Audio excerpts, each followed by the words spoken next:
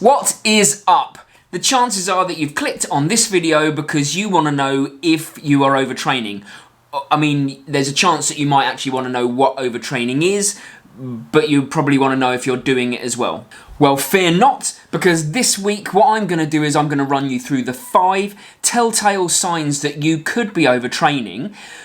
But that's not enough, is it, really? You don't want to just know if you are overtraining. You're going to want to know how to break out of the overtraining cycle. And I'm going to give you my 4 top solutions in order for you to do that, to take your performance to the next level and possibly reach heights that you never even thought were possible. Said possible twice there. So stick around to the end of the video where I'm going to give you those solutions.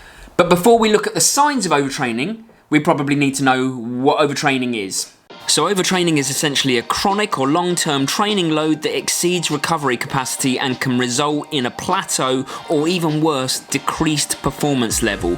In essence, you're training too hard for your body's ability to recover. First of all, please don't panic. Real, genuine, long-term chronic overtraining is pretty rare. It's seen more often in professional athletes, but even in them it's not very prevalent. It is quite rare. You could be suffering from its little brother or little cousin or little sister or whatever you want to call it, called sometimes overtaxing or overreaching. And that can be the precursor to overtraining, but the symptoms and some of the signs are the same. So we'll run you through it so you can make the decision as to where you're at. The frustrating thing is that nobody in the history of trying to be the best versions of themselves have ever gone out to intentionally overtrain, so it is pretty hard to recognise when we're actually in it. But I guess what I'm trying to do with these signs or red flags or markers, whatever you want to call them, is to give you some tools to be able to identify it in yourself or maybe even some of the people that you train with. So let's crack on. I'm going to do a top 5 in ascending order of importance. No, descending order of importance? What is it? Where 1 is the most important. We're going to start at 5. I can't remember which way round it is. Here's 5. So the first telltale sign is that you might have an elevated resting heart rate more often than not in the morning, but what it really means is that, let's say, whereas your normal resting heart rate, if you were to know it, might be, for example, 50 beats per minute when you wake up in the morning, when you're lying in bed, it might now be 55 or 60. And the reason for that is that because of the chronic fatigue, because of the stress and the hormones in your body and the body's need to try and recover you because it can't keep up, it has to elevate your heart rate in order to try and repair overnight, whereas it could have done it when you weren't training too hard at 50 beats per minute. It now has to elevate it to 60 to try and keep everything going around the body, like removal of waste products, getting blood to the muscles, all of those things that help recovery. So if you've got a Fitbit or a Garmin with a wrist heart rate monitor, then you might want to get into a habit of just checking where your heart rate is when you wake up in the morning. And if you are feeling some of the other signs that we touch on in a minute, then one of the good indicators is knowing what your resting heart rate in the morning is and whether this is elevated. And actually, closely linked to that and coming in at number 4 is a reduction in your sleep quality or the time that you spend asleep. Because if you think about it, with an elevated heart rate comes also elevated hormone levels from overtraining. Your body is releasing a lot of stress hormones potentially, but other hormones that it needs to repair the body, and this can impair your sleep rather than enhance it. And you might think, well, hang on a second, I'm overtraining, I'm obviously tired, I should be sleeping better. It doesn't actually work that way. What happens is, because you're stressed, because your body needs to repair, and because there's so many different hormones flooding the body, it actually stops you sleeping well rather than helps you. It's weird, I know. And you might be noticing a pattern here. So coming in at 3, linked to the 2 that I've already mentioned, is a change in mood.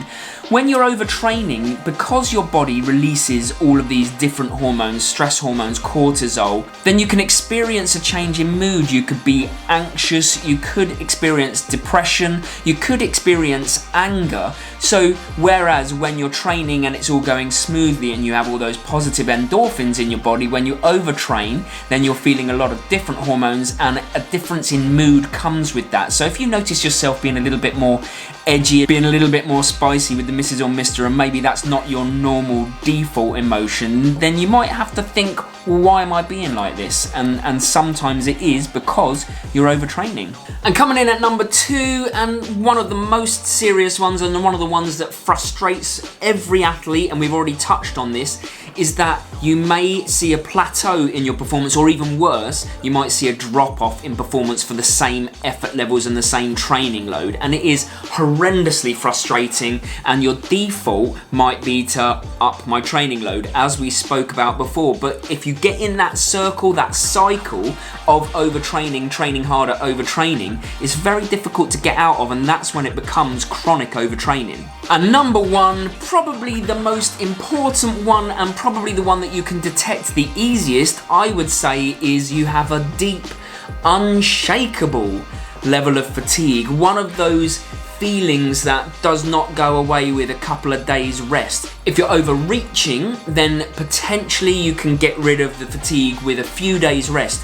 But if you start training again when you've been overtraining, then that deep fatigue doesn't leave you. It can leave you feeling listless. Sometimes, I mean, I've had it, and sometimes I don't want to train. I know that I'm probably doing too much when I'm like, you know what, I don't want to go out there. And that's a really strong indicator that you're overtraining, is just that feeling of muscle soreness you can't get rid of, that deep fatigue, that just not being yourself.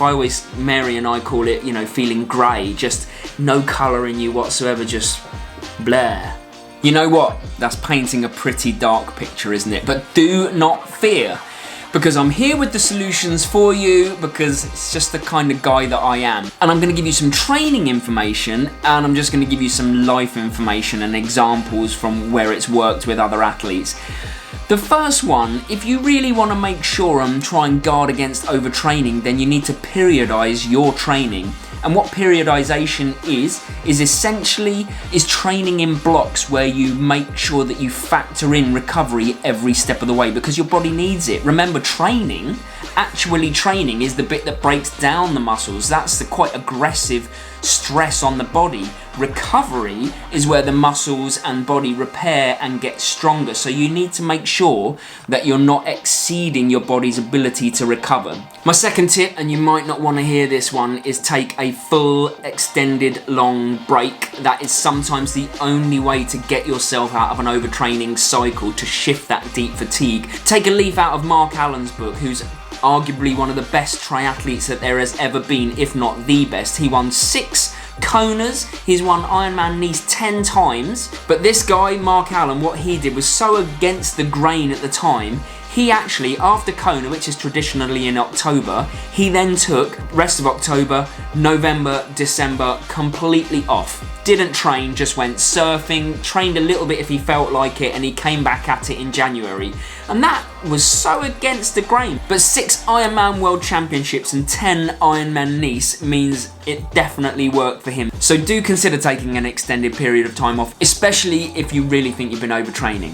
My third tip, and this is something that we've actually touched on in the last few weeks, so I'll link the video here. If you think that you've reached a plateau, and if you think that maybe you're overreaching or overextending rather than really chronically overtraining, there are ways to get yourself through that plateau, and that is to shock your body. And like I say, watch the video that I've linked, but it's essentially offering different stimulus to your body, something that it's not used to, that's gonna be stressing it but in very controlled ways, and that may well take you to the next level of performance and still allow you to train, but just in slightly different ways. And finally, if you're feeling a little bit more flush with cash, or if you're feeling desperate in fact, then the other thing that I would advise is to get a coach. It is a coach's job to make sure that you don't overtrain, and we are our own worst coaches a lot of the time. When we're in it, we can't see it, and when you have an external coach, then they are hopefully able to see when you're overtraining, or make sure that you don't in the long term anyway. That's their job, to work with you on that. So a coach is another good way of making sure that you don't overtrain. So if you think that you're overtraining, then just know now it's not the end of the world. You have the tools